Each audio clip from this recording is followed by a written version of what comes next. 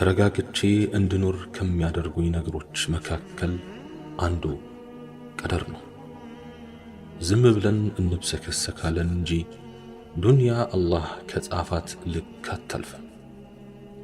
አላህ የጻፈልኝን ነገር ብጓጓለትም ባልጓጓለትም የትም አያመልጠኝም። ያልጻፈልኝ ነገር ብወጣ ብወርድም በኔ ድካም አይለወጥም። ቢሆንም ግን ከመልፋት አልቦዝንም። አላህ ስብሓንሁ ወተዓላ የጻፈልኝን ነገር የትም ይሁን የት አገኘዋለሁ።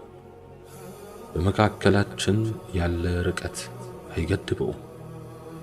በእርግጥም ጌታዬ ጽፎልኝ ከሆነ ሩቅ ነገር ቅርብ ይሆናል፣ የማይቻለውም ይቻላል።